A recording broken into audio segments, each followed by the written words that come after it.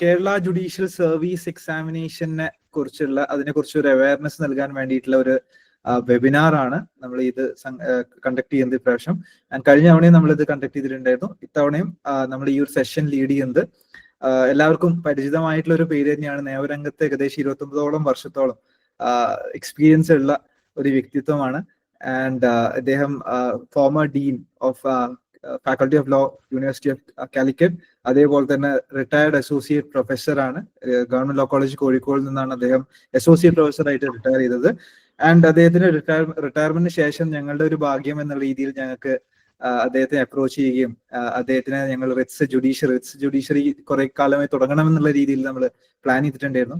അപ്പൊ അതിനെ ലീഡ് ചെയ്യാൻ വേണ്ടിയിട്ട് ഏറ്റവും മികച്ചതായിട്ടുള്ള ഒരു വ്യക്തി തന്നെ വേണമെന്നുണ്ടായിരുന്നു. സോ ഞങ്ങൾ സാറിനെ ബന്ധപ്പെടുകയും ആൻഡ് അതിന്റെ ഭാഗമായിട്ട് ബിജു സാർ അത് അംഗീകരിക്കുകയും ചെയ്തു. ആൻഡ് ബിജു സാറിന്റെ നേതൃത്വത്തിൽ അഡ്വക്കേറ്റ് അൻസു സാറ മാത്യുവും പിന്നെ ഞാനും കൂടി കൂടിയിട്ടുള്ള ഒരു ടീം കഴിഞ്ഞ വർഷം നമ്മൾ ഒരു ഏകദേശം ജൂൺ മുതൽ നമ്മൾ ക്ലാസ്സസ് സ്റ്റാർട്ട് ചെയ്തിട്ടുണ്ടായിരുന്നു. ഏകദേശം 150ഓളം പ്ലസ് ക്ലാസ്സസ് നമുക്ക് കൊടുക്കാൻ വേണ്ടിയിട്ട് സാധിച്ചു. ആൻഡ് അതിന്റെ പ്രിലിംസ് എക്സാം എല്ലാം കഴിഞ്ഞിട്ടുണ്ട്. കേരള ജുഡീഷ്യൽ സർവീസിന്റെ ഏകദേശം ജൂണിലാണ് നമ്മൾ ആ ഒരു എക്സാം കഴിഞ്ഞത്. ആൻഡ് കുറെ ഒരുപാട് മോക്ക് ടെസ്റ്റുകളും നമ്മൾ പ്രൊവൈഡ് ചെയ്തിട്ടുണ്ടായിരുന്നു. ആൻഡ് ഇത്തവണ കേരള ജുഡീഷ്യൽ സർവീസ് എക്സാമിനേഷനെ വെച്ച് നമ്മൾ നോക്കുമ്പോൾ കുറച്ച് മാറ്റങ്ങൾ വന്നിട്ടുണ്ട്. പ്രത്യേകിച്ച് എലിജിബിലിറ്റി കാര്യങ്ങളും അതിന്റെ കാര്യങ്ങളൊക്കെ കുറിച്ചിട്ട് ഒരു വ്യക്തത വരുത്തുക എന്നുള്ള ഒരു കാര്യം കൂടി ഉണ്ട്. അപ്പം ഈ ഒരു എക്സാമിനെ കുറിച്ച് ഒരു അവയർനെസ് നൽകുക എന്നുള്ളൊരു ഉദ്ദേശത്തോടു കൂടിയാണ് നമ്മൾ ഈ ഒരു സെഷൻ ഇന്ന് കണ്ടക്ട് ചെയ്യുന്നത്. ആൻഡ് ഈ സെഷൻ ലീഡ് ചെയ്യുന്നത് RK ബിജു സാറാണ്, ഞാൻ പറഞ്ഞ പോലെ തന്നെ. അപ്പം നമുക്ക് സാറിനെ ഈ ഒരു സെഷനിലോട്ട് സ്വാഗതം ചെയ്യാം. Sir, over to you. Thank you Ajay. എല്ലാവർക്കും സ്വാഗതം.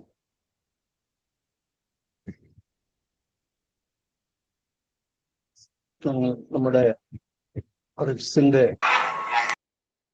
ജുഡീഷ്യൽ സർവീസ് എക്സാമിനേഷന് വേണ്ടിയുള്ള പരിശീലന പ്രോഗ്രാമിന്റെ 2ാമത്തെ വർഷം ആണ് നമ്മൾ ആരംഭിക്കാൻ വേണ്ടി വിചാരിക്കുന്നത്. അതിന് മുന്നോടിയായിട്ട് ഈ പോസ്റ്റിനെ കുറിച്ചും അജയ് സാർ സൂചിപ്പിച്ചതുപോലെ ഇതിന്റെ എക്സാമിനേഷൻ പ്രോസസ്സിനെ കുറിച്ചും ഇതിന് ആവശ്യമായിട്ടുള്ള വളരെ കൃത്യതയാർന്നിട്ടുള്ള ഒരു സ്ട്രാറ്റജിക് ആയിട്ടുള്ള പരിശീലനം എങ്ങനെ വേണം എന്നതിനെ കുറിച്ചുമൊക്കെ ഒരു ധാരണയുണ്ടാക്കാൻ വേണ്ടിയാണ് നമ്മളിന്ന് ഈ ഒരു വെബിനാർ സംഘടിപ്പിക്കുന്നത്. അപ്പൊ ആദ്യം തന്നെ സൂചിപ്പിക്കാനുള്ളത്, ലോ രംഗത്തേക്ക് വരുമ്പോൾ നമുക്ക് ആസ്പയർ ചെയ്യാൻ കഴിയുന്ന ഏറ്റവും ഉയർന്ന ജോലികളിൽ ഒന്നാണ് ജുഡീഷ്യൽ സർവീസ് എക്സാമിനേഷൻ എന്ന് പറയുന്നതിലൂടെ നമ്മൾ നേടിയിരിക്കുന്ന സിവിൽ ജഡ്ജ് ജൂനിയർ ഡിവിഷൻ. അത് മുമ്പ് ജുഡീഷ്യൽ ഫസ്റ്റ് ക്ലാസ് മുൻസിഫ് മജിസ്ട്രേറ്റ് എന്ന പേരിലാണ് അറിയപ്പെട്ടിരുന്നത്.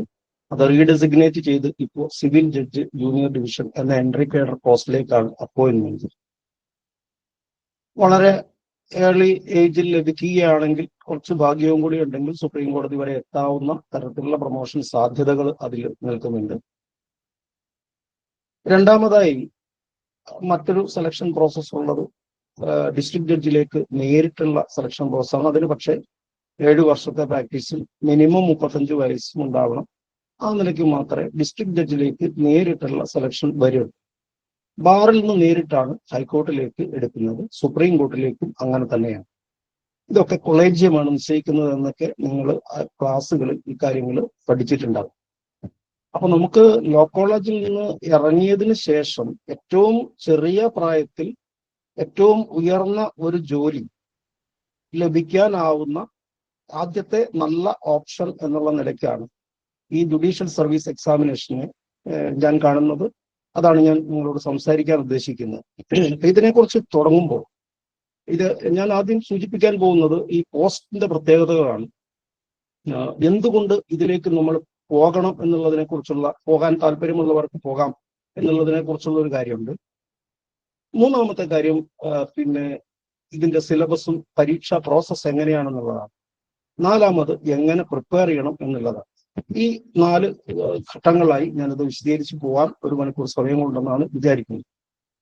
അപ്പൊ നമ്മള് ഒരു നല്ല ജോലിയാണല്ലോ പഠനത്തിന് ശേഷം എല്ലാവരും സ്വപ്നം കാണുന്നത്.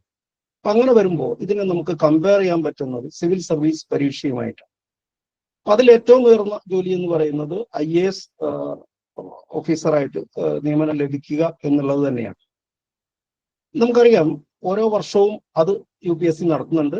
ആ പരീക്ഷയെ സംബന്ധിച്ചിടത്തോളം ഏതാണ്ട് 4 ലക്ഷത്തിനും 5 ലക്ഷത്തിനും ഇടയിൽ പ്രായമുള്ള 4 ലക്ഷത്തിനും 5 ലക്ഷത്തിനും ഇടയിൽ നമ്പർ വരുന്ന വ്യത്യസ്ത തരത്തിലുള്ള ക്വാളിഫിക്കേഷൻസ്, മെഡിക്കൽ വിദ്യാഭ്യാസ രംഗത്ത് നിന്ന് വരുന്നവരുണ്ട്, എഞ്ചിനീയറിംഗിന്റെ മേഖലയിൽ നിന്ന് വരുന്നവരുണ്ട്, IIT-കളിൽ നിന്ന് വരുന്നവരുണ്ട്, IIM-ൽ നിന്ന് വരുന്നവരുണ്ട്. ഇന്ത്യയിലെ ഏറ്റവും നല്ല വിദ്യാർത്ഥികളായിട്ടുള്ള, ഏറ്റവും നല്ല സ്ഥാപനങ്ങളിൽ നിന്ന് വരുന്ന, ഏറ്റവും ഉയർന്ന വിദ്യാഭ്യാസ യോഗ്യതകളുള്ള ആളുകൾ 4 ലക്ഷം 5 ലക്ഷം ആൾക്കാരാണ് ആ പരീക്ഷയിൽ മത്സരിക്കുന്നത്. 1 വർഷം കിട്ടിയില്ലെങ്കിൽ അടുത്ത വർഷം കിട്ടിയില്ലെങ്കിൽ അതിനടുത്ത വർഷം, 4 വട്ടം 5 വട്ടം ഒക്കെ, അത് 4 വട്ടം എന്ന് തോന്നുന്നു, എനിക്ക് അതിനെക്കുറിച്ച് കൂടുതൽ അറിയില്ല. അപ്പൊ അതിനു വേണ്ടി പ്രിപ്പയർ, അതിന് ഡൽഹിയിലൊക്കെ പോയി ഇതിനു വേണ്ടി തപസ്സിരുന്ന് പഠിക്കുന്ന രീതിയാണ് നമ്മൾ കാണുന്നത്. അത് വലിയൊരു പ്രിപ്പറേഷനായിട്ട് മാധ്യമങ്ങളിലൂടെയൊക്കെ നമ്മൾ മനസ്സിലാക്കുന്നുണ്ട്. നേരിട്ടത് ചെയ്ത അനുഭവം എനിക്കില്ല. അപ്പൊ ആ നിലയ്ക്കാണ് ആ പരീക്ഷയെ സംബന്ധിച്ച് ഉള്ളത്. ഈ പരീക്ഷ AJC Kerala judicial service examination എന്ന് പറയുന്ന പരീക്ഷയെ സംബന്ധിച്ചിടത്തോളം എല്ലാ വർഷവും അതേപോലെ തന്നെ ഈ പരീക്ഷയും എല്ലാ വർഷവും നടത്തുന്ന സുപ്രീം കോടതിയുടെ നിർദ്ദേശം അനുസരിച്ച് ഈ പരീക്ഷയിൽ 2000-നും 3000-നും ഇടയ്ക്കുള്ള ആപ്ലിക്കൻസ് ആണ് ആകെ ഉണ്ടാവുക. ഈ ആപ്ലിക്കൻസിന് മറ്റൊരു പ്രത്യേകത, ഇവരെല്ലാം തന്നെ മലയാളികളായി. അതെന്തുകൊണ്ടാണ് അങ്ങനെ വരുന്നതെന്ന് ചോദിച്ചാൽ, ഇന്ത്യൻ സിറ്റിസൺഷിപ്പ് മതിയെങ്കിലും മലയാളത്തിൽ നിന്ന് ഇംഗ്ലീഷിലേക്കും തിരിച്ചുപോലുള്ള ട്രാൻസ്ലേഷൻ ഒക്കെ ഈ പരീക്ഷയുടെ ഭാഗമാണ്. സ്വാഭാവികമായിട്ടും മലയാളത്തിലുള്ള ഒരു വർക്കിംഗ് നോളജ് ഇല്ലാതെ ഈ കോടതികളിൽ ഇരിക്കാൻ കഴിയും. അപ്പൊ സ്വാഭാവികമായിട്ടും അതാത് സംസ്ഥാനത്തെ ജുഡീഷ്യൽ പരീക്ഷകൾ മറ്റു സംസ്ഥാനത്തിലുള്ളവർക്ക് എഴുതൽ എളുപ്പമല്ല, ഹിന്ദി മേഖലയിൽ ഒഴികെ. അപ്പൊ കേരളത്തിലേക്കുള്ള അപ്പോയിന്റ്മെന്റുകളെ സംബന്ധിച്ചിടത്തോളം മലയാളികളായിരിക്കും ഉണ്ടാവുക. എന്ന് പറഞ്ഞാൽ ലോ കോളേജിൽ നമ്മുടെ ക്ലാസ്സിൽ അപ്പുറത്തിരുന്നാളും ഇപ്പുറത്തിരുന്നാളും ഒക്കെ തന്നെയാണ് ഈ പരീക്ഷയുടെ കോമ്പറ്റീറ്റേഴ്സ് എന്ന് പറയുന്നത്. എവിടെന്നെങ്കിലും വലിയ എലൈറ്റ് സ്കൂളുകളിൽ നിന്നോ ചൊവ്വയിൽ നിന്നോ ഒന്നും വന്ന ആൾക്കാരൊന്നുമില്ല. എല്ലാവരും നമുക്കറിയുന്ന, നമ്മളുടേതിനേക്കാൾ അത്രയൊന്നും ഉയരത്തിലല്ലാത്ത ബുദ്ധി നിലവാരത്തിലുള്ള ആളുകൾ തന്നെയാണ്. എന്ന് പറഞ്ഞാൽ ഒരു മത്സരത്തിന് പോവാൻ പറ്റുന്നതാണ്. ഇനി പോസ്റ്റ് ലഭിച്ചാൽ ഒരു IAS ഓഫീസറുടെ സാലറി പാക്കേജ്, അതുപോലെ തന്നെ ജുഡീഷ്യൽ ഓഫീസേഴ്സിന്റെ ജുഡീഷ്യൽ പേ കമ്മീഷൻ റിപ്പോർട്ടിന്റെ അടിസ്ഥാനത്തിൽ, അവസാനത്തെ 2ന്റെ റിപ്പോർട്ടിന്റെ അടിസ്ഥാനത്തിൽ, രണ്ടും പരിഷ്കരിച്ച ഏറ്റവും അവസാനത്തെ 2025-ന്റെ തുടക്കത്തിൽ നിലനിൽക്കുന്നത് 56,100 രൂപയാണ് ബേസിക് പേ എന്ന് പറയുന്നത് IAS ഓഫീസർക്ക്. അത് 77,840 രൂപയാണ് സിവിൽ ജഡ്ജ് ജൂനിയർ ഡിവിഷൻ. അലവൻസുകളെല്ലാം അടക്കം ഇൻഹാൻഡ് സാലറി എന്ന് പറയുന്നത് IAS ഓഫീസർക്ക് 75 മുതൽ 85 വരെ രൂപയാണ്. അത് 1,13,033 രൂപയാണ് പിന്നെ സിവിൽ ജഡ്ജ് ജൂനിയർ ഡിവിഷൻ. അത് കൂടാതെ ഓരോ മാസവും 21,000 രൂപയോളം കാർ അലവൻസ്, ബുക്സും മെറ്റീരിയൽസും മേടിക്കാൻ വേണ്ടി 5,000 രൂപ പെർ മന്ത്, റോബ് അലവൻസ് ഒരു വർഷത്തിലൊരിക്കൽ, ഫ്രീ അക്കോമഡേഷൻ, പൈസ നിങ്ങൾ കൊടുക്കണ്ട, ഫ്രീ ആയിട്ട് അക്കോമഡേഷൻ ക്വാർട്ടേഴ്സ് തരും. ക്വാർട്ടേഴ്സ് കിട്ടിയില്ലെങ്കിൽ നിങ്ങൾക്ക് പുറത്തെടുക്കാം, ആ പൈസ ഗവൺമെന്റ് കൊടുക്കും. മെയ്ഡ് അലവൻസ് ഉണ്ട്. അങ്ങനെ വ്യത്യസ്ത തരം അലവൻസുകൾ ഈ കൂട്ടത്തിൽ.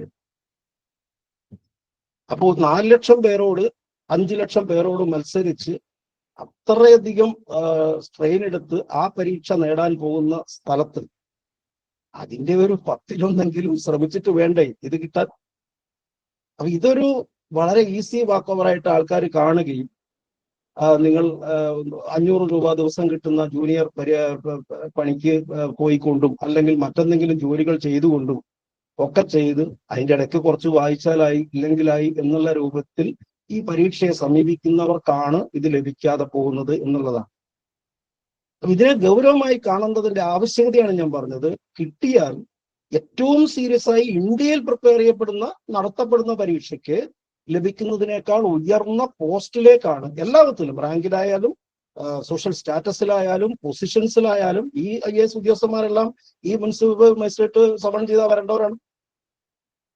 അപ്പൊ എല്ലാ വിധത്തിലും ഉയർന്ന തരത്തിലുള്ള ഈ പോസ്റ്റിന് വേണ്ടി അതർഹിക്കുന്ന സമയം നീക്കി വെക്കണം എന്നും അതർഹിക്കുന്ന ഒരു പരിഗണന കൊടുക്കണമെന്നും ആ പ്രിപ്പറേഷന് ആവശ്യമായിട്ടുള്ള ഒരു ഒരു ഒരു എന്താ പറയാ, അതിനെ സമീപിക്കുന്നതിൽ ആ വേണ്ട പ്ലാനിങ് ഉണ്ടാവണമെന്നും ഇത് നിങ്ങൾക്ക് അത്രയും നേരത്തെ ലഭിക്കാവുന്ന ഒരു കാര്യമാണെന്നുള്ള ബോധ്യത്തോടു കൂടി ശ്രമിച്ചാൽ പറ്റുന്നതാണ് എന്നുള്ള ബോധ്യത്തോടുകൂടി നമുക്കൊരു മത്സരത്തിന് പോകാം എന്ന് മാനസികമായി തയ്യാറെടുത്തുകൊണ്ട് കുറച്ചു കാലത്തേക്കെങ്കിലും മറ്റു കാര്യങ്ങൾ ചെയ്യേണ്ടെന്ന് ഞാൻ പറയുന്നില്ല, എങ്കിൽ പോലും ഇതിന് പരമാവധി ഒരാൾക്ക് സാധ്യമാവുന്നതിന്റെ ഈ സിവിൽ സർവീസ് പരീക്ഷയ്ക്ക് പ്രിപ്പയർ ചെയ്യുന്നതിനെ കുറിച്ച് ഞാൻ മനസ്സിലാക്കിയിട്ടുള്ളത് ഊണിനും ഉറക്കത്തിനുമുള്ള സമയം ഒഴികെ മുഴുവൻ സമയം അതിനിരിക്കുകയാണ്. ലക്ഷക്കണക്കിന് രൂപ കോച്ചിങ് ക്ലാസ്സിൽ കൊടുത്തിട്ടാണ് അതിന്റെ പ്രിപ്പറേഷൻ. ലക്ഷങ്ങളാണ് അതിന്റെ റേറ്റ്. അത് കേരളത്തിലോ മറ്റോ പോയാൽ പോരാ, ഡൽഹി തന്നെ പോകണം. ഇത്തരത്തിലൊക്കെ റിസ്ക് എടുത്തിട്ട് മേടിക്കുന്ന പോസ്റ്റ് അതാണ്. എന്നാൽ ഇതിനൊന്നും പോവാതെ ഈ പറഞ്ഞ കേരളത്തിൽ മലയാളികളോട്, നമ്മുടെ സമീപത്തുള്ള ആൾക്കാരോട് മാത്രം മത്സരിച്ചുകൊണ്ട് ഈ ഉയർന്ന പോസ്റ്റിലേക്ക് നമുക്ക് എത്താൻ പറ്റും എന്നുള്ളത് അതിന്റെ മോണിറ്ററി ആസ്പെക്റ്റിലുള്ള കാര്യമാണ്. സോഷ്യൽ സ്റ്റാറ്റസ് പരമായി ഞാൻ നേരത്തെ സൂചിപ്പിച്ച കാര്യങ്ങളുണ്ട്. വളരെ നേരത്തെ ജോലി കിട്ടുന്ന തരത്തിൽ ഭാഗ്യമുള്ള ആൾക്കാരെ സംബന്ധിച്ചിടത്തോളം അവര് ഡെഫിനറ്റായും ഹൈക്കോർട്ടിലെത്തും. അപ്പോൾ നമ്മുടെ പോസ്റ്റ് ഏത് രൂപത്തിൽ മാറി ഒരു കോൺസ്റ്റിറ്റ്യൂഷണൽ പൊസിഷനാണ്, മറ്റത് കോൺസ്റ്റിറ്റ്യൂഷണൽ പൊസിഷൻ ഒന്നല്ല. അപ്പൊ ഈ തരത്തിലുള്ള ഏറ്റവും പ്രധാനപ്പെട്ട ഒരു ജോലി, ഞാൻ ഉദ്ദേശിച്ച പോയിന്റ് ഇത്രയേ ഉള്ളൂ. ഈ ജോലി അർഹിക്കുന്ന തരത്തിലുള്ള ശ്രമം അതിന് കൊടുത്തില്ലെങ്കിൽ ഇത് കിട്ടില്ല. ഇതൊരു തമാശക്കളി പരീക്ഷയല്ല, വെറുതെ പോയി എഴുതി മേടിക്കാൻ പറ്റുന്ന ഒരു പരീക്ഷയല്ല. അതിന് കൃത്യമായ പരിശീലനവും കൃത്യമായ പ്രിപ്പറേഷനും ഫോക്കസ്ഡ് ആയിട്ടുള്ള അതിനുള്ള ഒരു ശ്രദ്ധയും മറ്റു കാര്യങ്ങളൊക്കെ അതിന് വേണം. അപ്പൊ അത് ആദ്യം ആ പരീക്ഷയെക്കുറിച്ച് നന്നായി മനസ്സിലാക്കിക്കൊണ്ട് അത് ചെയ്യണം എന്നുള്ളതാണ് എനിക്ക് ഇതിനകത്ത് പറയാനുള്ളത്. സിവിൽ സർവീസ് എക്സാമിനേഷൻ പോലെ തന്നെ ഒരു വർഷത്തിന് എൻ്റെ during the course of 1 year ഈ 3 ഘട്ടങ്ങളിലായിട്ടാണ് ഈ പരീക്ഷയും നടത്തുന്നത്. പേരും ഏതാണ്ട് അത് തന്നെയാണ്, പ്രിലിമിനറി, മെയിൻ, ഇന്റർവ്യൂ എന്ന തരത്തിൽ 3 സ്റ്റേജുകളായിട്ടാണ്, 3 എലിമിനേഷൻ പ്രോസസ്സിലൂടെ കടന്ന് 3 സ്റ്റേജുകളായിട്ടാണ് ഇതിന്റെ റാങ്കിങ് വരുന്നത്. PSC പരീക്ഷകളിൽ നിന്ന് വ്യത്യസ്തമായി PSC പരീക്ഷയുടെ ഒരു റാങ്ക് ലിസ്റ്റ് വന്നാൽ അത് 3 വർഷത്തേക്ക് പ്രാബല്യത്തിലുണ്ടാവും. എന്നാൽ ഈ പരീക്ഷയെ സംബന്ധിച്ചിടത്തോളം അത് ആ വർഷം കൊണ്ട്, ആ വർഷത്തെ അപ്പോയിന്റ്മെന്റ് കൊണ്ട് കഴിഞ്ഞു. അടുത്ത വർഷം വീണ്ടും വിളിക്കും, വീണ്ടും പരീക്ഷ, ആ വർഷത്തേക്ക് കഴിഞ്ഞു. മെച്ചം ഓരോ വർഷവും പുതുതായി ക്വാളിഫൈഡ് ആയി വരുന്ന ആളുകൾക്ക് കാത്തിരിക്കേണ്ടതില്ല, അപ്പൊ തന്നെ എഴുതാൻ പറ്റും. അപ്പൊ പരീക്ഷയുടെ നോട്ടിഫിക്കേഷൻ വന്നതിന് ശേഷം പഠിച്ചു തുടങ്ങുന്നവർക്കൊന്നും ഇത് ഡെഫിനറ്റായും കിട്ടാൻ പോകുന്നില്ല. അപ്പൊ അതിനു വേണ്ടിയിട്ടുള്ള പ്രിപ്പറേഷൻ ശരിക്കും അത് നേരത്തെ തന്നെ ആരംഭിക്കേണ്ടതുണ്ട്. അത് മനസ്സിൽ കരുതിയുള്ള ഒരു പ്രിപ്പറേഷൻ വേണ്ടതുണ്ട്. എൻ്റെ അഭിപ്രായത്തിലും അനുഭവത്തിലും 1 വർഷത്തെ പ്രിപ്പറേഷൻ ഇതിനെക്കുറിച്ച് ചുരുങ്ങിയത് 1 വർഷം ഈ പേപ്പറുകളെല്ലാം അതർഹിക്കുന്ന രീതിയിൽ കടന്നു പോവാൻ 1 വർഷം എന്ന് പറയുമ്പോൾ നമ്മളിപ്പോൾ ഇവിടെ കൊടുത്തത് 10 മാസത്തെ ഒരു കോഴ്സ് ഷെഡ്യൂളാണ് നമ്മൾ ഉണ്ടാക്കിയിട്ടുള്ളത്, സിലബസ് ആണ് നമ്മൾ ഉണ്ടാക്കിയത്. 2 മാസം അവർക്ക് സ്വയം പ്രിപ്പയർ ചെയ്യാനും, അങ്ങനെ ഒരു 12 മാസത്തെ പരിപാടി ഇതിനാവശ്യമുണ്ട്. എന്ന് പറഞ്ഞാൽ അടുത്ത വിളിക്കുന്നതിന് 12 മാസം മുൻപെങ്കിലും ഇതിനെ കേന്ദ്രീകരിച്ചുള്ള ഒരു പഠന രീതി ആവിഷ്കരിച്ചില്ലെങ്കിൽ ഇത് പ്രതീക്ഷിക്കുന്നത് ഒരു തരം മണ്ടത്തരമാണ്. അത് അങ്ങനെ പ്രതീക്ഷിച്ചിട്ട് കാര്യമില്ല, പിന്നെ കിട്ടിയില്ലെന്ന് പറഞ്ഞിട്ട് കാര്യമില്ല. ആ നിലയ്ക്ക് നിങ്ങൾ ശ്രമിച്ചിട്ടുണ്ടെങ്കിലാണ് നിങ്ങൾക്ക് ന്യായമായ ഒരു പ്രതീക്ഷ ഇതിൽ വെക്കാൻ കഴിയുക. ആ തരത്തിൽ അതിനുള്ള ടൈംലി ആയിട്ടുള്ള ഒരു ശ്രമം ആണ് നമ്മൾ ഇതിനെ സംബന്ധിച്ചിടത്തോളം പ്രിപ്പറേഷനിൽ നമ്മൾ സ്വീകരിച്ചിട്ടുള്ളത്, കൊടുക്കുന്നത്.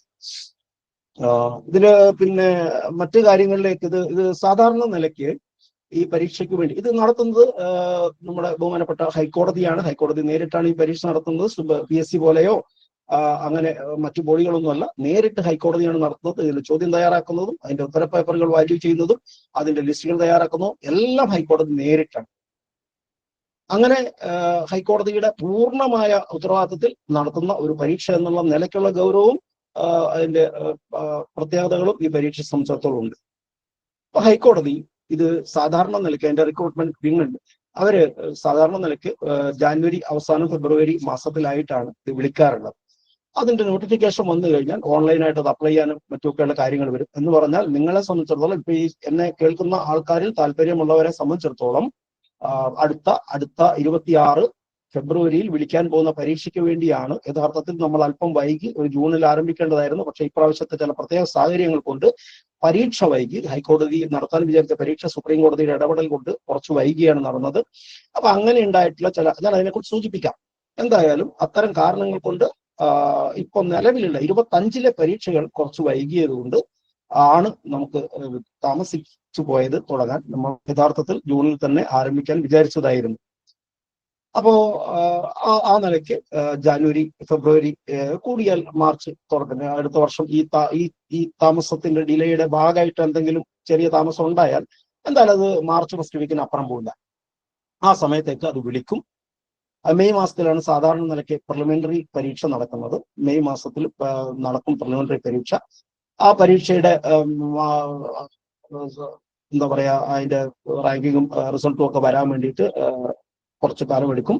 ഒരു ജൂലൈ മാസത്തിലോ പിന്നെ ഓഗസ്റ്റിന്റെ ഫസ്റ്റ് വീക്കോ ഒക്കെ ആയിട്ട് മെയിൻ എക്സാമിനേഷൻ നടക്കും. പിന്നെ സെപ്റ്റംബർ, ഒക്ടോബർ മാസക്കാലത്തിലായിട്ട് അതിന്റെ ഇന്റർവ്യൂ നടക്കും. ഡിസംബർ ആദ്യത്തോടുകൂടി ഇതിന്റെ റിസൾട്ട് ഔട്ടായി റാങ്ക് ലിസ്റ്റ് പബ്ലിഷ് ചെയ്യപ്പെടും. ഇതാണ് പിന്നെ ഈ പരീക്ഷയെ സംബന്ധിച്ചിടത്തോളമുള്ള കാര്യം. ഈ പരീക്ഷ ഈ തരത്തിൽ 3 ഘട്ടങ്ങളിലായിട്ടുള്ള ഒരു പരീക്ഷ എന്നുള്ള നിലയ്ക്കാണ്. കേൾക്കുന്നുണ്ടല്ലോ അല്ലെ? ക്ലിയർ ആണല്ലോ? 3 ഘട്ടങ്ങളിലായിട്ടുള്ള ഒരു പരീക്ഷ എന്നുള്ള നിലയ്ക്കാണ് സംഘടിപ്പിക്കപ്പെടുന്നത്. അതിനുള്ള എലിജിബിലിറ്റി ക്രൈറ്റീരിയ എന്ന് പറയുന്നത് ഞാൻ നേരത്തെ സൂചിപ്പിച്ചതുപോലെ ഇന്ത്യൻ സിറ്റിസൺ ആയിരിക്കണം എന്നതിൽ തുടങ്ങുന്ന ഒരു എലിജിബിലിറ്റി ക്രൈറ്റീരിയ പറയുന്നുണ്ട്. പക്ഷെ നമുക്ക് ഞാൻ നേരത്തെ സൂചിപ്പിച്ച കാരണങ്ങൾ കൊണ്ട് സാമാന്യ നിലയ്ക്ക് മലയാളികൾ മാത്രമേ ഇതിനകത്ത് ഉണ്ടാവുള്ളൂ. മലയാളികൾക്ക് അല്ലാത്തവർക്ക് ഈ പരീക്ഷ മലയാളത്തിലുള്ള പ്രൊഫഷൻസി ഉണ്ടെങ്കിൽ തന്നെ പറ്റുള്ളൂ. ആ നിലയ്ക്ക് പിന്നെ അത്തരത്തിലുള്ള ആൾക്കാരായിരിക്കും ഉണ്ടാവുക.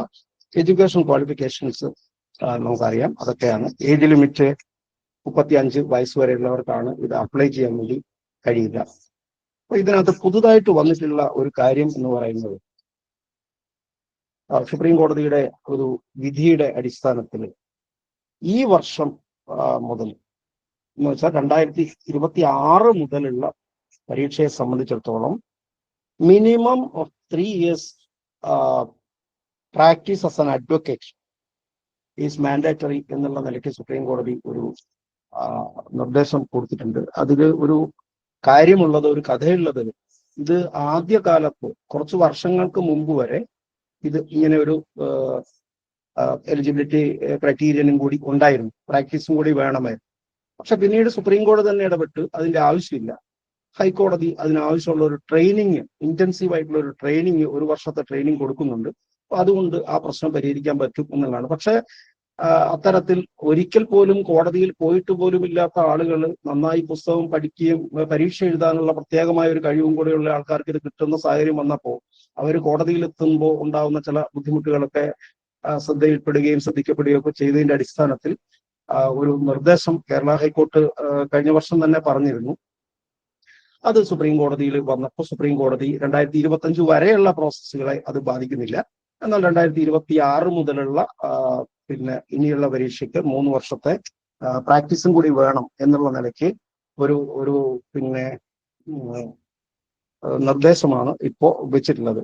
അപ്പൊ അതിനെ സംബന്ധിച്ചിടത്തോളം ഈ പ്രാക്ടീസ് എന്ന് പറയുന്നത് നിങ്ങൾ എൻറോൾ ചെയ്ത ഡേറ്റ് മുതലാണ്, എൻറോൾ ചെയ്തിട്ടുള്ള ഡേറ്റ് മുതലാണ് കൂട്ടുക. നിങ്ങൾ ആക്ച്വൽ പ്രാക്ടീസ് അതിന് നിങ്ങൾക്ക് കൊടുക്കേണ്ട സർട്ടിഫിക്കറ്റ് മിനിമം 10 years സ്റ്റാൻഡിംഗ് ഉള്ള ഒരു അഡ്വക്കേറ്റിന്റെ കയ്യിൽ നിന്ന് പിന്നെ ഒരു സർട്ടിഫിക്കറ്റ് ആണ് കൊടുക്കാൻ വേണ്ടി പറഞ്ഞിട്ടുള്ളത്. Endorsed by a judicial officer or designated court officer to prove the practice requirement. ഇതാണ് പിന്നെ കോടതി ആവശ്യപ്പെട്ടിട്ടുള്ള കാര്യം.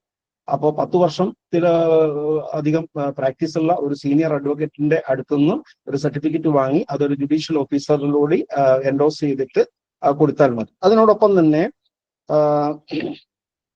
ഒരു ലോ ക്ലർക്കായിട്ട് വെച്ചാൽ ജഡ്ജസിന്റെ ഒക്കെ കൂടെ ക്ലർക്കായിട്ട് ക്ലറിക്കൽ ഇതില് പ്രാക്ടീസ് ചെയ്തിട്ടുണ്ടെങ്കിലും അതും ഈ പറഞ്ഞ സർവീസായിട്ട് പരിഗണിക്കും എന്നുള്ളതാണ്. 3 വർഷത്തെ കോഴ്സിന്റെ പ്രാക്ടീസിന്റെ ഭാഗമായിട്ട് പരിഗണിക്കും എന്നുള്ളതാണ് ആ ഓർഡറിലുള്ളത്. അപ്പോൾ ആ നിലയ്ക്ക് എൻറോൾ ചെയ്ത ഡേറ്റ് മുതൽ 3 വർഷത്തെ practice on the date of ആപ്ലിക്കേഷനിൽ ഉള്ള ആൾക്കാർക്ക് ഈ സർട്ടിഫിക്കറ്റ് പറഞ്ഞതുപോലെ പ്രൊഡ്യൂസ് ചെയ്യാൻ പറ്റുന്ന ആൾക്കാർക്ക് ഇതിൽ വരാൻ പറ്റും. അതാണ് നേരത്തെ അജയ് സാർ സൂചിപ്പിച്ചിട്ടുള്ള മാറ്റം എന്ന് പറയുന്നത് ഈ വരാൻ പോകുന്ന പരീക്ഷ മുതലുള്ളത്. അപ്പോൾ സ്വാഭാവികമായിട്ടും 3 വർഷം കഴിഞ്ഞിട്ടുള്ള ആൾക്കാർക്ക് മാത്രമേ നമുക്ക് അടുത്ത വർഷം ആകുമ്പോഴത്തേക്ക് 3 വർഷം പ്രാക്ടീസ് പൂർത്തിയാവുന്ന ആൾക്കാർക്കാണ് ഇത് അപ്ലൈ ചെയ്യാൻ ഇനി മുതൽ പറ്റുക. നേരത്തെ ലോ സ്കൂളിൽ നിന്ന് പുറത്തു വരുന്ന എല്ലാവർക്കും അപ്പൊ തന്നെ ഇത് അപ്ലൈ ചെയ്യാൻ പറ്റുമായിരുന്നു എന്നുള്ള കാര്യമുണ്ട്. അപ്പൊ ആ മാറ്റം നമ്മൾ കാണണം. അപ്പൊ ദീർഘകാലാടിസ്ഥാനത്തിൽ പ്ലാൻ ചെയ്യുന്ന ഒരു ജനറേഷനിലാണ് നമ്മൾ ജീവിക്കുന്നത്. അല്ലാതെ ഇത് വിളിച്ചതിന് ശേഷം പ്രിപ്പയർ ചെയ്ത് കളയാം എന്ന് തീരുമാനിക്കുന്നവർ അത് കിട്ടാൻ വേണ്ടിയിട്ടുള്ള ശ്രമം നടത്തുന്നവരായിട്ട് കരുതാൻ കഴിയും. ആ പ്രിപ്പറേഷൻ ഇപ്പൊ നിങ്ങളോടായാലും ഞാൻ പറയുന്നത്, ഇത് നിങ്ങളിൽ ആരെങ്കിലും ഈ 3 years പൂർത്തിയാക്കാത്തവരുണ്ടെങ്കിൽ അത് മൈൻഡ് ചെയ്യണ്ട. 3 years നിങ്ങൾ പൂർത്തിയാവുമല്ലോ എപ്പോഴെങ്കിലും. നിങ്ങൾ ഈ പോസ്റ്റ് ആഗ്രഹിക്കുന്നവരാണെങ്കിൽ, ഇത് ആസ്പയർ ചെയ്യുന്നവരാണെങ്കിൽ, നിങ്ങളുടെ ഒന്നാമത്തെ കർത്തവ്യം എന്ന് പറയുന്നത് അതിനാവശ്യമായ നോളജ് ഉണ്ടാക്കിയെടുക്കലാണ്. ആ നോളജ് ഉണ്ടാക്കിയെടുത്താൽ ഇനി എന്തെങ്കിലും ദൗർഭാഗ്യവശാൽ ഇത് കിട്ടിയിൽ തുല്യമായിട്ടുള്ള മറ്റു പല പോസ്റ്റുകളും ലോയിൽ നിന്ന് അവൈലബിൾ ആണ്. ഏത് പോസ്റ്റിനായാലും വേണ്ട വിഷയങ്ങളെല്ലാം ഇതിനകത്ത് പഠിക്കണം. അപ്പൊ ഒരു കാര്യത്തിന് വേണ്ടി പഠിക്കുന്നത് ആ കാര്യത്തിന് വേണ്ടി മാത്രം ഉപയോഗിക്കാൻ പറ്റുന്നതല്ല. അത് ഏത് കാര്യത്തിന് അറിവുണ്ടെങ്കിൽ നിങ്ങൾക്കത് എവിടെ വേണമെങ്കിലും ഉപയോഗിക്കാമല്ലോ. അറിവില്ലാത്തവർക്ക് പിന്നെ ഒന്നും ചെയ്യാൻ കഴിയില്ല. അപ്പൊ ഈ ഒരു ആറ്റിറ്റ്യൂഡ് വെച്ചുകൊണ്ട് ഒരു പ്രിപ്പറേഷന് പോവുക എന്നുള്ളത് ഒരു ശരിയായ രീതിയല്ല. അത് പിന്നെ ആ മാറ്റത്തിനെ 3 വർഷത്തിലെ കോഴ്സ് കഴിഞ്ഞപ്പോൾ 3 വർഷം എക്സ്പീരിയൻസ് ആയവർ മാത്രം പ്രിപ്പയർ ചെയ്യാൻ തുടങ്ങിയാൽ മതി എന്നുള്ളത് വളരെ തെറ്റായ ഒരു ധാരണയാണ്. നിങ്ങൾ എത്ര നേരത്തെ പ്രിപ്പറേഷൻ ആരംഭിക്കുന്നു അത്രയും നല്ലത് എന്നുള്ളതാണ് അതിൽ ശരിയായ രീതി. എത്ര നേരത്തെ ആരംഭിക്കുന്നു അത്രയും കൂടുതൽ അറിവ് നിങ്ങൾക്ക് ഉണ്ടാവുകയും അത്രയും നിങ്ങൾക്ക് അത് കിട്ടാനുള്ള സാധ്യത വർദ്ധിക്കുകയും ചെയ്യും. ഇക്കാര്യം തിരിച്ചറിഞ്ഞുകൊണ്ട് എത്ര നേരത്തെയാണോ നിങ്ങൾ ഇതിൽ പങ്കെടുക്കാൻ വരുന്നത്, പ്രിപ്പയർ ചെയ്യാൻ ആരംഭിക്കുന്നത്, അത്രയും നിങ്ങളുടെ പോസിബിലിറ്റീസ് വർദ്ധിക്കില്ലേ? അത് തിരിച്ചറിയണ്ടേ? ഞാൻ ക്വാളിഫൈഡ് ആയിട്ട് ഞാൻ പ്രിപ്പയർ ചെയ്യാൻ തുടങ്ങാം എന്നുള്ളത് ഒരു വളരെ തെറ്റായിട്ടുള്ള ഒരു രീതിയാണ്. അപ്പൊ ലോ കോളേജിൽ പഠിക്കുമ്പോൾ നമ്മൾ പഠിച്ച രൂപത്തിൽ ഒന്നുമല്ല ഇത് പഠിക്കേണ്ടത്. അതാണ് ഇതിന്റെ വേറൊരു പ്രശ്നം. അവിടെ നമുക്ക് യൂണിവേഴ്സിറ്റി എക്സാമിനേഷന്റെ ക്വസ്റ്റ്യൻ പേപ്പറുകൾ കുറച്ചെണ്ണം നോക്കി വരാൻ സാധ്യതയുള്ള കുറച്ച് ക്വസ്റ്റ്യൻസ് ടീച്ചേഴ്സ് പറഞ്ഞു തരുന്നത്, അത് കുറച്ച് കാണാപ്പാടെ പഠിച്ചു അല്ലാതെയൊക്കെ നിന്നാൽ നമുക്ക് ആ കാര്യം കടന്നു വരാൻ പറ്റും. ഇത് അത്തരത്തിൽ കടന്നു വരാൻ കഴിയുന്ന ഒരു പരീക്ഷയല്ല. വളരെ ഗൗരവത്തിലുള്ള ആഴത്തിലുള്ള പരിശോധന നടക്കുന്ന നല്ല ധാരണയുണ്ടെങ്കിൽ മാത്രം ചെയ്യാൻ പറ്റുന്ന ഒരു പരീക്ഷയാണ്. എന്ന് പറഞ്ഞാൽ ഈ പഠിച്ച വിഷയങ്ങളിലൊക്കെ തന്നെ നമ്മളുടെ നിലവിലുള്ള ധാരണ 0 ആണെന്ന് സ്വയം വിശ്വസിച്ചുകൊണ്ട് വേണം തുടങ്ങാൻ. നമ്മൾ 0 ലെവലിൽ നിന്ന് സ്റ്റാർട്ട് ചെയ്യും. ആ 0 ലെവലിൽ നിന്ന് പഠിച്ചു തുടങ്ങുക എന്ന ഒരു ആറ്റിറ്റ്യൂഡ്, ബാക്കി നമുക്ക് വല്ലതും കയ്യിലുണ്ടെങ്കിൽ അത് നല്ലത് എന്നുള്ളത് എനിക്കതിനെ കാണുക. അപ്പൊ ഏറ്റവും ബേസിക് ആയിട്ടുള്ള കാര്യങ്ങളിലൊന്നും വീഴ്ച, ബേസിക്സ് ഉറപ്പായാൽ മാത്രമേ നമുക്ക് അടുത്ത സ്റ്റെപ്പിലേക്ക് പോകുമ്പോൾ ഫൗണ്ടേഷൻ ഉറപ്പുണ്ടെങ്കിൽ മാത്രമേ നമ്മൾ ബിൽഡ് ചെയ്യുന്ന സ്ട്രക്ചർ സ്ട്രോങ് ആയിരിക്കുള്ളൂ.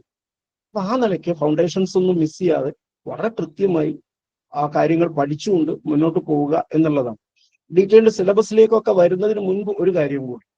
അപ്പൊ ഞാൻ പറഞ്ഞു, മെയ് മാസത്തിൽ നടക്കാൻ പോകുന്ന പ്രിലിമിനറി പരീക്ഷ, അതേപോലെ തന്നെ ജൂലൈ മാസത്തിൽ നടക്കാൻ പോകുന്ന മെയിൻ പരീക്ഷ, സെപ്റ്റംബറിൽ നടക്കാൻ പോകുന്ന അല്ലെങ്കിൽ ഒക്ടോബറിൽ നടക്കാൻ പോകുന്ന ഇന്റർവ്യൂ, ഇതിനൊക്കെ അത് പ്രിലിമിനറി ക്വാളിഫൈ ചെയ്തതിനു ശേഷം മെയിൻ പഠിക്കാം, മെയിൻ ക്വാളിഫൈ ചെയ്തതിനു ശേഷം ഇന്റർവ്യൂവിന് പഠിക്കാം. നടക്കില്ല. അവർക്കൊന്നും കിട്ടാൻ പോകുന്നില്ല. ഇത് നമ്മൾ ഇന്റർവ്യൂവിനെയും കൂടി മനസ്സിൽ കണ്ടുകൊണ്ട് ഇപ്പൊ ആരംഭിക്കണം. എന്ത് വേണം? ഇന്റർവ്യൂ എങ്ങനെയാണ് നടക്കുന്നത്? നമ്മൾ അവിടെയൊക്കെ എത്തും എന്നുള്ള ധാരണയോട് കൂടിയാണ് നമ്മൾ ആരംഭിക്കുന്നത്. എത്തിയിട്ട് നോക്കാം എന്നുള്ളത് നടക്കുന്ന ഒരു ശരിയായ രീതിയല്ല. നമ്മൾ ഇന്റർവ്യൂവിനെ മുന്നിൽ കണ്ടുകൊണ്ട് ഇപ്പൊ ചെയ്യണം. എന്ത് ചെയ്യണം? കേരള ഹൈക്കോർട്ടിലെ ഏറ്റവും സീനിയർ ആയിട്ടുള്ള ജഡ്ജസ് ആണ് ഇന്റർവ്യൂ ബോർഡിൽ ഇരിക്കുന്നത്. ആ ചോദ്യങ്ങളിൽ പലപ്പോഴും ഉണ്ടാവുന്ന ഏറ്റവും പ്രധാനപ്പെട്ട ചോദ്യങ്ങൾ റീസെന്റ് ഡിസിഷൻസിനെ കുറിച്ചാണ്. കേരള ഹൈക്കോടതിയിൽ നിന്നും അതുപോലെ തന്നെ സുപ്രീം കോടതിയിൽ നിന്നും വരുന്ന ജഡ്ജ്മെന്റുകൾ ഈ കുട്ടിയെ സംബന്ധിച്ചിടത്തോളം എത്രത്തോളം അറിയാം, എത്രത്തോളം അത് മനസ്സിലാക്കിയിട്ടുണ്ട് എന്ന ചോദ്യങ്ങൾ അതിനകത്തുണ്ട്. അപ്പൊ നമ്മൾ ഈ ഒരു വർഷം ഇപ്പൊ തന്നെ ജഡ്ജ്മെന്റുകൾ വായിച്ചു തുടങ്ങണം. റീസെന്റ് ജഡ്ജ്മെന്റുകളെല്ലാം ഒന്നും മിസ് ചെയ്യാതെ അതിലൂടെ കടന്നു പോകണം. ലോയിൽ ഉണ്ടാകുന്ന പുതിയ ഡെവലപ്മെന്റുകൾ എന്താണെന്ന് നോട്ട് ചെയ്ത് പോകണം. അതൊരു പക്ഷേ ഈ പ്രിലിമിനറിക്കും മെയിനും അല്ല ഗുണം ചെയ്യുക, അത് ഇന്റർവ്യൂവിൽ ഗുണം ചെയ്യും. എന്നാൽ മെയിനിലും അത് ഗുണം ചെയ്യും. നമുക്ക് റീസെന്റ് ഡിസിഷൻസ് സൈറ്റ് ചെയ്തുകൊണ്ട് ഉത്തരം പറയാൻ പറ്റും. ഒരുപക്ഷെ അതിനെ ബേസ് ചെയ്തുകൊണ്ടുള്ള പാർലമെന്ററി ചോദ്യങ്ങൾ ഉണ്ടാവാം. അപ്പൊ ഞാൻ പറഞ്ഞത്, ഇത് ഓരോന്നും ഓരോ വാട്ടർ ടൈറ്റ് കമ്പാർട്ട്മെന്റിലെ ഓരോ ഡിഫറെന്റ് സ്റ്റേജ് അങ്ങനെ കാണരുത്. ഇതൊരു ഒരു ഒരു മൊത്തം എൻ്റെ ഹോൾ പ്രോസസ്സിന്റെ ഒരു ഭാഗമാണ് എന്ന നിലയ്ക്ക് കാണാം. ഇതിനെ ഹോളിസ്റ്റിക് ആയിട്ടുള്ള ഒരു പെർസ്പെക്റ്റീവിൽ വേണം നമ്മൾ ഇതിനെ കാണാൻ. അപ്പൊ പ്രിലിമിനറിക്ക് പ്രിപ്പയർ ചെയ്യുമ്പോൾ നമ്മൾ പ്രിപ്പയർ ചെയ്യുന്നത് പ്രിലിമിനറിക്കല്ല, അത് മെയിനും കൂടെ കൂട്ടിയാണ്, ഇന്റർവ്യൂവിനും കൂടെ കൂട്ടിയാണ്. ഉയർന്ന തരത്തിൽ മെയിനിന് പ്രിപ്പയർ ചെയ്യുമ്പോൾ പ്രിലിമിനറി നമ്മൾക്കൊരു കുട്ടികളിയായി മാറും. ഇന്റർവ്യൂവിനെയും കൂടെ മുന്നിൽ കണ്ട് നല്ല രൂപത്തിൽ പ്രിപ്പയർ ചെയ്യുമ്പോൾ നമുക്ക് മെയിൻ കമ്പാരിറ്റീവ്ലി എളുപ്പമായി വരും. ഈ ഒരു സ്ട്രാറ്റജി മനസ്സിൽ വെച്ചുകൊണ്ട് വേണം ഇതിനെ സമീപിക്കാനും ഇതിനെ ചെയ്യാനും. അപ്പൊ മൾട്ടിപ്പിൾ ചോയ്സ് ക്വസ്റ്റ്യൻസ് മാത്രം കാണാപ്പാടം പഠിച്ച് പ്രിലിമിനറി ജയിച്ചു കളയാം എന്നുള്ള രൂപത്തിലുള്ള ഒരു പഠന രീതി കൊണ്ട് ഒരു പക്ഷേ നിങ്ങൾക്ക് പ്രിലിമിനറിയിൽ കുറച്ച് നേടാനാവുമെങ്കിലും മെയിനിലേക്ക് അത് ഒരു ഗുണവും ചെയ്യില്ല. എന്നാൽ ഈ മെയില് നടത്തുന്ന പരീക്ഷയുടെ റിസൾട്ട് വന്നതിന് ശേഷം 1 മാസത്തിന് ശേഷം നടക്കാൻ പോകുന്ന മെയിൻ പരീക്ഷയ്ക്ക് പിന്നെ പഠിക്കാനുള്ള വിഷയങ്ങൾ പിന്നെ പഠിക്കാമെന്ന് വെച്ചാൽ സമയവും ഇല്ല.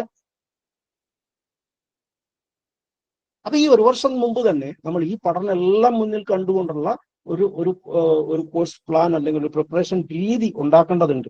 ഇത് തിരിച്ചറിഞ്ഞുകൊണ്ടാണ് പ്രിലിമിനറി പരീക്ഷയ്ക്കാണ് റിറ്റ്സിലൊക്കെ നമ്മൾ അതിന്റെ കോച്ചിങ് അല്ലെങ്കിൽ ട്രെയിനിങ് കൊടുക്കുന്നതെങ്കിലും ഉദ്ദേശിക്കപ്പെടുന്നത് മെയിൻ എക്സാമിനേഷനുള്ള സീരിയസ് ആയ പ്രിപ്പറേഷനാണ്. എത്ര ഉയരത്തിൽ നമ്മൾ ചെയ്താലും അതിന് താഴെ നടക്കുന്ന പരീക്ഷ അപ്പൊ നമുക്ക് എളുപ്പമാവും. അപ്പൊ ആ നിലയ്ക്ക് മെയിൻ എക്സാമിനേഷനെ മുന്നിൽ കണ്ടുകൊണ്ട് നമ്മൾ നടത്തുന്ന ഒരു പ്രിപ്പറേഷൻ നമുക്ക് നമ്മളുടെ പ്രിലിമിനറി പരീക്ഷ കമ്പാരിറ്റീവ്ലി എളുപ്പമാക്കും. ഞാനൊരു അനുഭവം പറയും. ഒന്നാമത്തെ വട്ടം പ്രിലിമിനറി കിട്ടി, മെയിൻ കിട്ടിയില്ല എന്ന് വരുന്ന, അല്ലെങ്കിൽ ഇന്റർവ്യൂ വരെ എത്തി കിട്ടിയില്ല എന്ന് പറഞ്ഞു വരുന്നവര് രണ്ടാമത്തെയും കിട്ടുന്നില്ല, മൂന്നാമത്തെ വരുന്നു, അവർക്കൊക്കെ പ്രിലിമിനറി പിന്നെ എളുപ്പത്തിൽ കിട്ടിപ്പോകുന്നുണ്ട്. അവർ പ്രിലിമിനറിയിൽ ഔട്ട് ആവുന്നില്ല. അതിന്റെ അർത്ഥം എന്ന് വെച്ചാൽ അവർക്ക് നല്ല ധാരണയുള്ളത് കൊണ്ട് പ്രിലിമിനറി എക്സാമിനേഷൻ ഒരു പ്രശ്നമല്ല. ഡിസ്ക്രിപ്റ്റീവ് പരീക്ഷയിലേക്ക് മെയിൻ എക്സാമിനേഷനിലേക്ക് വരുമ്പോഴാണ് അവർ ചില ബുദ്ധിമുട്ടുകൾ അനുഭവിക്കുന്നത്. അതെന്താണെന്നുള്ളതിനെ കുറിച്ച് നമുക്ക് സിലബസ് പരിശോധിക്കുമ്പോൾ ഞാൻ പറയാം. അപ്പൊ ഇതെല്ലാം മനസ്സിൽ വെച്ചുകൊണ്ട് ഒരു സീരിയസ് ആയിട്ടുള്ള പഠന രീതി ആരംഭിച്ചാൽ മാത്രമേ പിന്നെ ഇത് ചെയ്യാൻ പറ്റുള്ളൂ. ഞാൻ ഒരു കാര്യം കൂടി പറഞ്ഞിട്ട് മറ്റേ ഇതിലേക്ക് പോകാം. ഇതിന് ഒരു ഏതെങ്കിലും കോച്ചിങ് സ്ഥാപനത്തിൽ പോകേണ്ടതുണ്ടോ, ഇതിന് ആരുടെയെങ്കിലും ആവശ്യമുണ്ടോ എന്നൊക്കെയുള്ള ചോദ്യം വരാറുണ്ട്. എൻ്റെ വ്യക്തിപരമായിട്ടുള്ള അഭിപ്രായം ഞാൻ പറയാം, അങ്ങനെ വലിയ നിർബന്ധമൊന്നുമില്ല. പക്ഷേ അത് ചെയ്യാത്തവർക്ക് സാധാരണ കിട്ടാറില്ല. അത് കിട്ടാത്തതിന്റെ കാരണം ഈ പ്രിപ്പറേഷനിലേക്ക് പോകുമ്പോൾ 2 കാര്യങ്ങൾ ഒരുമിച്ച് നടക്കുന്നുണ്ട് എന്നുള്ളതാണ്.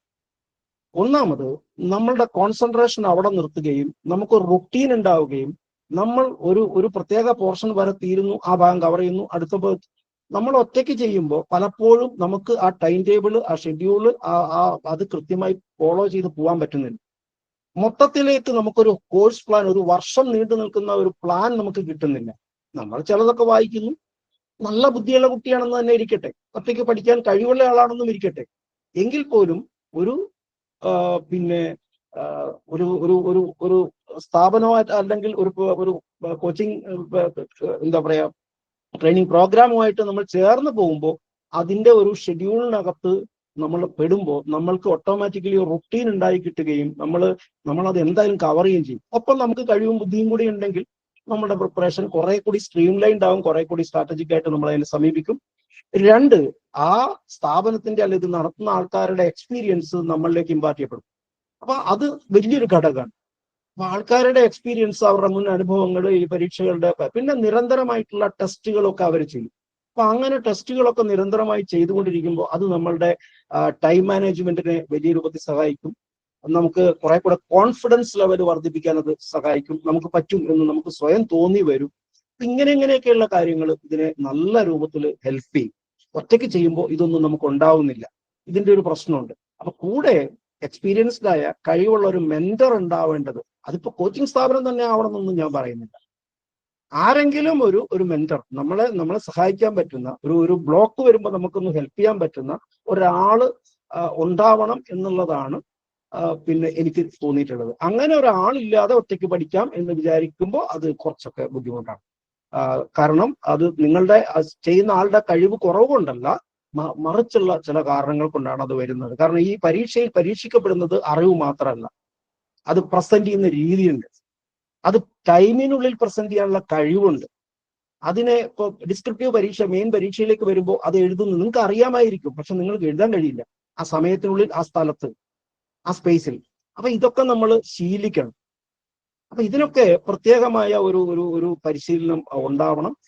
കുറെ കൂടുതൽ എഴുതി നമ്മൾ സമയം കളഞ്ഞാൽ അവസാനം നമുക്ക് സമയം ഉണ്ടാവില്ല. അപ്പൊ പ്രിലിമിനറി എക്സാമിനേഷൻസിനകത്ത് 4 മൾട്ടിപ്പിൾ ചോയ്സ് ഓപ്ഷൻസ് വരും. അപ്പൊ ഈ 4 ഓപ്ഷനിൽ നിന്ന് ഒരു ഓപ്ഷനിലേക്ക് എത്തുന്നത് ഒരു പരിശീലനത്തിന്റെയും കൂടെ ഭാഗമായിട്ട് ലഭിക്കുന്നതാണ്. കാരണം അതിന്റെ ഒരു രീതി എന്ന് പറയുന്നത് സാധാരണ നിലയ്ക്ക് 4 ഓപ്ഷനിൽ ഒരു ഓപ്ഷൻ വളരെ എളുപ്പത്തിൽ തള്ളിക്കളയാവുന്ന ഓപ്ഷനായിരിക്കും. അടുത്തൊരു ഓപ്ഷൻ ഒന്ന് ആലോചിച്ചാൽ തള്ളിക്കളയാവുന്നതായിരിക്കും. അവസാനത്തെ 2 ഓപ്ഷനിൽ നിന്ന് ശരിക്കുള്ള ഓപ്ഷൻ തിരഞ്ഞെടുക്കണമെങ്കിൽ നല്ല അറിവ് വേണം. ഈ രൂപത്തിലാണ് ആ ക്വസ്റ്റ്യൻ, നല്ല രൂപത്തിലുള്ള ക്വസ്റ്റ്യൻസ് സെറ്റ് ചെയ്യപ്പെടുന്നത്. അപ്പൊ ഇതൊരു എലിമിനേഷൻ പ്രോസസ്സാണ്. അപ്പൊ അതിൽ അങ്ങനെയൊക്കെ ചെയ്യാൻ പലവട്ടം ചെയ്ത് ശീലിക്കുന്നതിന്റെ ഒരു മെച്ചമുണ്ട്.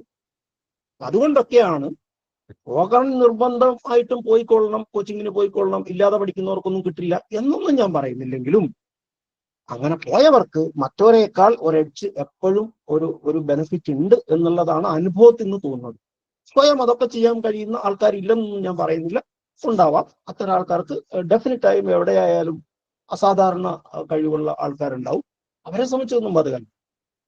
സാമാന്യ നിലയ്ക്കുള്ള ആൾക്കാരെ സംബന്ധിച്ചിടത്തോളം പിന്നെ ഇത്തരത്തിലുള്ള കാര്യങ്ങളും കൂടെ ഉണ്ടാവുമ്പോഴാണ് നമുക്കുള്ളതിനെ മൂർച്ച കൂട്ടാനും നമുക്കതിനെ ഒരു ഫലത്തിലേക്ക്, റിസൾട്ടിലേക്ക് എത്തിക്കാനും ഒക്കെ കഴിയുന്നത് എന്നുള്ളതാണ് ഈ ഇത്തരത്തിലുള്ള കാര്യങ്ങളുടെ ഒരു മെച്ചം എന്ന് പറയുന്നത്.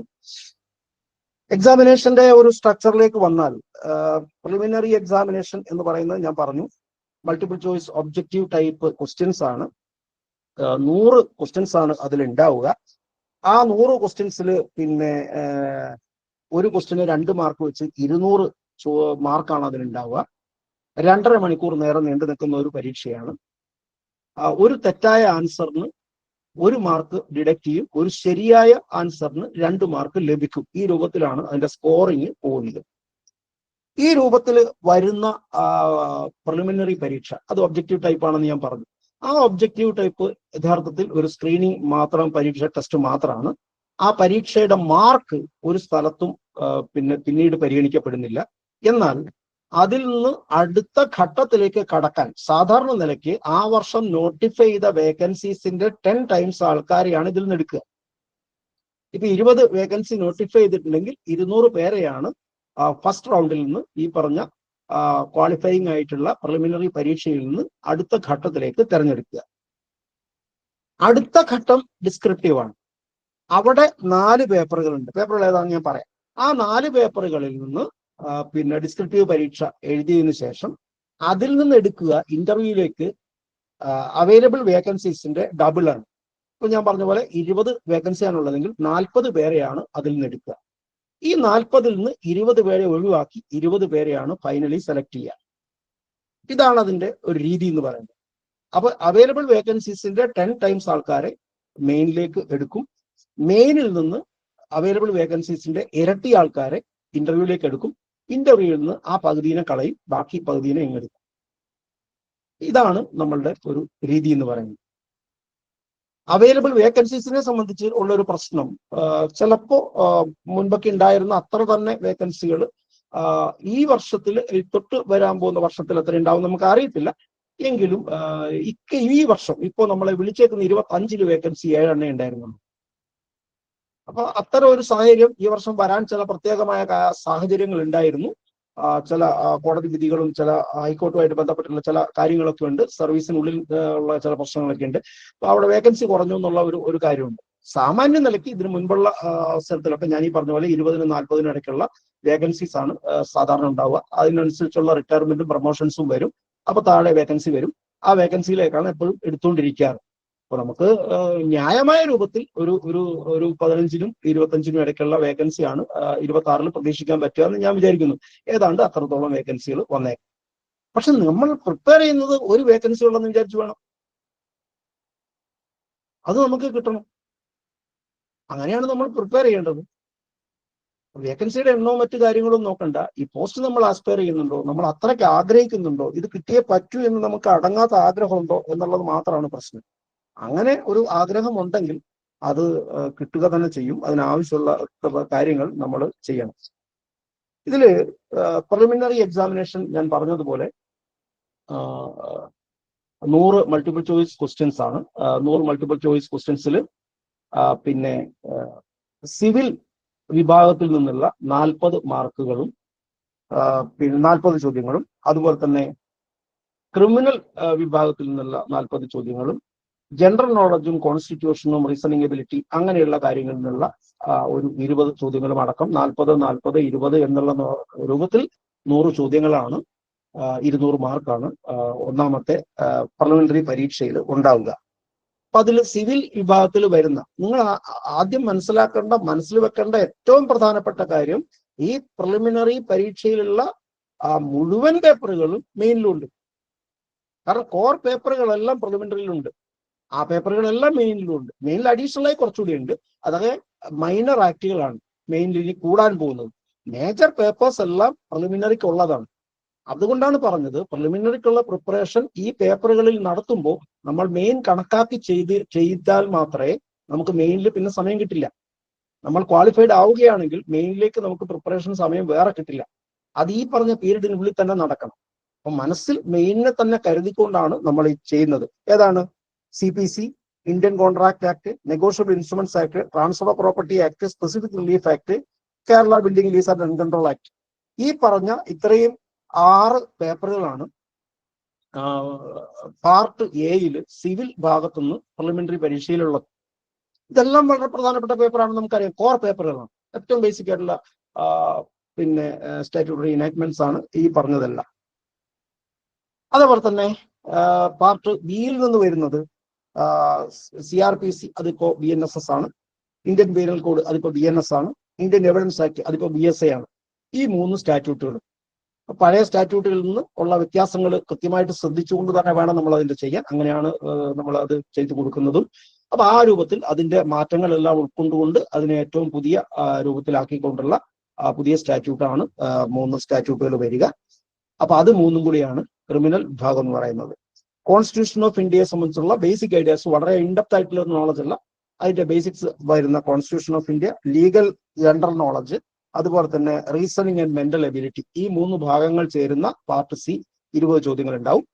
അപ്പൊ 40, 40, 20 എന്നുള്ള നിലയ്ക്ക് ഈ 100 ചോദ്യങ്ങളാണ് പ്രിലിമിനറി ഭാഗത്തുനിന്ന് ചോദിക്കുക.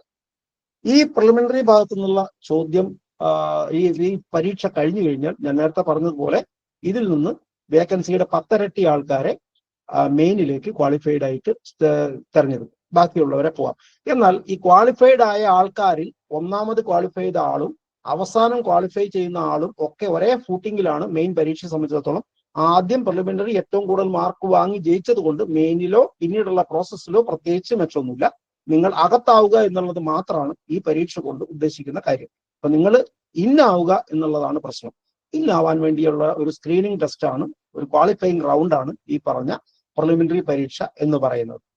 അപ്പൊ നല്ല രൂപത്തിൽ അത് പ്രിപ്പയർ ചെയ്താൽ മാത്രമേ നമുക്ക് അതിലേക്ക് ഉറപ്പിച്ച് ഡെഫിനറ്റ് ആയിട്ട് നമുക്ക് അകത്തുണ്ട് എന്ന് ഉറപ്പുവരുത്താൻ പറ്റുള്ളൂ. അങ്ങനെ നമ്മൾ ഇതിലേക്ക് വന്നു കഴിഞ്ഞാൽ നമ്മൾ 3 മണിക്കൂർ സമയം വരുന്ന 4 പേപ്പറുകൾ വിശദമായ പരീക്ഷ ഡിസ്ക്രിപ്റ്റീവ് ആയിട്ട് എഴുതേണ്ട തരത്തിലുള്ള പരീക്ഷയാണ്. അതിൽ ഒന്നാമത്തെ പേപ്പറിനെ കുറിച്ചാണ് ഞാൻ ഏറ്റവും പ്രധാനപ്പെട്ട കാര്യമായിട്ട് പറയുന്നത്. പേപ്പർ 1 എന്ന് പറയുന്നത് ഇംഗ്ലീഷ് ഗ്രാമർ, 2 ടോപ്പിക്കിനെ സംബന്ധിച്ച് general essays, translation of Malayalam dispositions to English and തിരിച്ചു, അതുപോലെ തന്നെ പ്രസി റൈറ്റിംഗ്, ഇങ്ങനെയുള്ള കാര്യങ്ങളെല്ലാം ഉൾക്കൊള്ളുന്ന ഒരു പേപ്പറാണ്. ഞാൻ പറഞ്ഞു വരുന്ന ഒരു കാര്യം, നമ്മളുടെ കോളേജുകളിലൊക്കെ പഠിപ്പിച്ച അനുഭവത്തിന്റെ ഒരു അടിസ്ഥാനത്തിലും കൂടി പറയുമ്പോൾ പലപ്പോഴും ഇംഗ്ലീഷിലുള്ള ഒരു ചെറിയ ബുദ്ധിമുട്ടുകളൊക്കെ കുട്ടികൾക്ക് കാണാറുണ്ട്. അങ്ങനെ വല്ല ബുദ്ധിമുട്ടുകളും ഉണ്ടെങ്കിൽ അത് ഇപ്പൊ തന്നെ പരിഹരിച്ച് പോകണമെന്ന് പറയാനാണ് ഞാൻ വന്നത്. അത് അപ്പൊ പരിഹരിക്കാൻ കഴിയില്ല. അതിനൊരു ലോങ് ടൈം ആയിട്ടുള്ള സ്ട്രാറ്റജി നമ്മൾ എടുക്കേണ്ടതുണ്ട്. അപ്പൊ നല്ല രൂപത്തിൽ ഇംഗ്ലീഷ് എഴുതാനും ഇന്റർവ്യൂവിന് പോയാൽ ഫ്ലുവൻ്റ് ആയി സംസാരിക്കാനും പറ്റേണ്ടതുണ്ട്.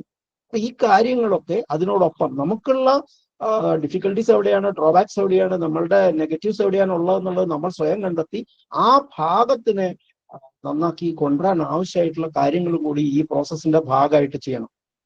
അപ്പൊ അത് സ്വയം തിരിച്ചറിയാൻ പറ്റണം. പറ്റിയില്ലെങ്കിൽ മറ്റ് എക്സ്പേർട്സിന്റെയോ നമ്മളെ സഹായിക്കാൻ നേരത്തെ പറഞ്ഞ നമ്മുടെ മെന്റേഴ്സിന്റെയോ സഹായത്തോടുകൂടി നമ്മളത് കണ്ടെത്തണം. നമ്മളുടെ ബുദ്ധിമുട്ടിരിക്കുന്നത് എവിടെയാണെന്ന് കണ്ടെത്തി ആ ഭാഗം കൂടി നമ്മൾ പരിഹരിച്ചു പോകണം. അപ്പൊ ഇതൊക്കെ വളരെ പ്രധാനപ്പെട്ട കാര്യങ്ങളാണ്. അപ്പൊ ഇംഗ്ലീഷിലുള്ള ഒരു കഴിവ് അത് കോടതിയിലേക്ക് എത്തിയാൽ വളരെ അത്യാവശ്യമാണെന്ന് നമുക്കറിയാം.